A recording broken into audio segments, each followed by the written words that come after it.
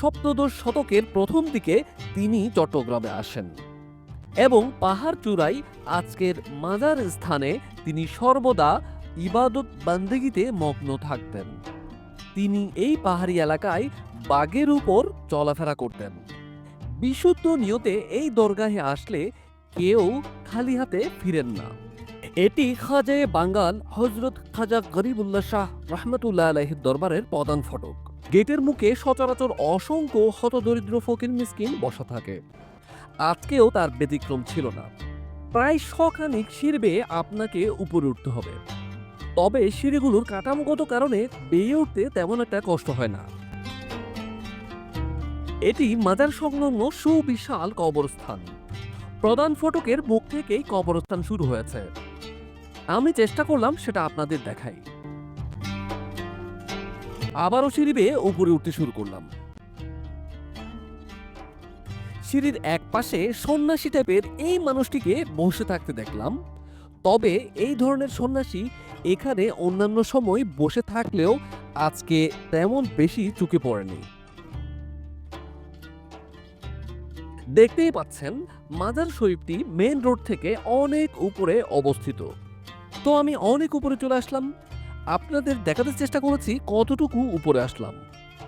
আসলে আমি পড়ন্ত বিকেলে এসেছি, আর আজকে অন্যান্য দিনের মতো তেমন বেশি জিয়ারতকারী আসেননি, যদিও বা এখানে প্রতিদিন হাজার লোকের আনাগোনা হয়ে থাকে। আমি এখন প্রায় চলে আসলাম। এই খোলা অংশটুকু শুক্রবার সহ অন্যান্য গুরুত্বপূর্ণ দিবসে নামাজের জন্য ব্যবহৃত হয়। এই মানুষটিকে আপনারা হয়তো চেনেন না, বেচারা পড়ার প্রেসারে মাথার চুল পেকে গেছে। ও হ্যাঁ, মানুষটি আমি। এই যে মূল মাজার শরীফ দেখা যাচ্ছে, দরজার উপরে লেখা আছে হযরত খাজা গরিবুল্লাহ শাহ রহমতুল্লাহ আলাই।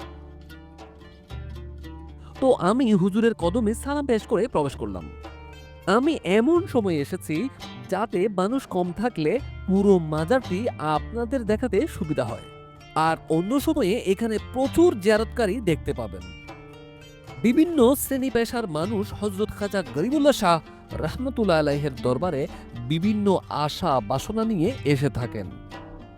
দেশের প্রত্যন্ত অঞ্চল থেকেই সরলপ্রাণ মুসলমান এই দরবারে হাজির হন।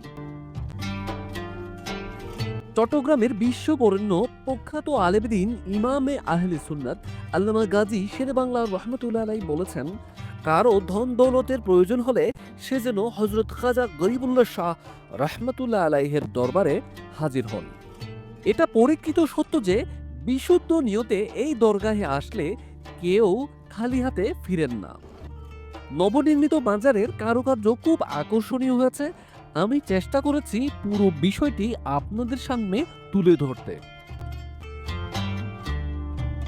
ইতিহাস থেকে জানা যায়, সম্রাট শাহজাহানের জ্যেষ্ঠ পুত্র দারাশিকোর একজন সৈনিক ছিলেন রুইউল্লাহ নামে এক তরুণ। পরে জাগতিক ভোগবিলাস তার কাছে অর্থহীন মনে হওয়ায় তিনি সৈনিক জীবন ত্যাগ করে পাটনায় চলে যান। সেখানে আধ্যাত্মিক সাধক হযরত রুকনউদ্দিন রহমতুল্লাহ আলাইহের হাতে বায়াত গ্রহণ পূর্বক কামালিয়তের উচ্চ পর্যায়ে সমাসীন হন। পরে তিনি গরিবুল্লাহ শাহ রহমতুল্লাহ আলাইহি হিসেবে বহুলভাবে পরিচিত হয়ে ওঠেন।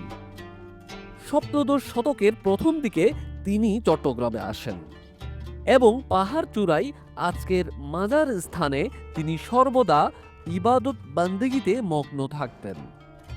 কালক্রমে তার আধ্যাত্মিক খ্যাতি পুরো অঞ্চলে ছড়িয়ে পড়ে। কথিত আছে তৎকালীন তিনি এই পাহাড়ি এলাকায় বাঘের উপর চলাফেরা করতেন। কেবল সৌভাগ্যবান মানুষেরা এখনো মাঝে মাঝে তার মাজারে বাঘটি দেখতে পান। সপ্তদশ শতকের শেষের দিকে হযরত খাজা গরিবুল্লাহ শাহ রহমতুল্লাহ আলাই ইন্তেকাল করলে মাজার স্থানেই তাকে সমাহিত করা হয়। অলি আল্লাহ প্রেমিক যারা এখনো এখানে আসার সুযোগ পাননি, অবশ্যই একবার হলেও আসবেন। অন্যবার আসলে এখানে একটি ঘোড়া দেখতাম, যেটি আজকে দেখলাম না। যাই হোক, কেউ কেউ মানত করে এখানে মোমবাতি জ্বালান। এটি মহিলা জিয়ারতকারীদের জন্য মাজার সংলগ্ন একটি কামরা। এখানে মহিলারা ইবাদত বান্দেগি করতে পারেন। এটি মাজার সংলগ্ন সুবিশাল একটি কবরস্থান। অসংখ্য আল্লাহর বান্দা এখানে শুয়ে আছেন। এটি মাজার সংলগ্ন হযরত খাজা গরিবুল্লাহ শাহ রাহমাতুল্লাহ আলাই জামে মসজিদ। আমি সুযোগ পেলেই আল্লাহর মহান অলিগণের জিয়ারতে যাই আর চেষ্টা করি তা আপনাদের সামনে তুলে ধরতে। এবার যাওয়ার পালা।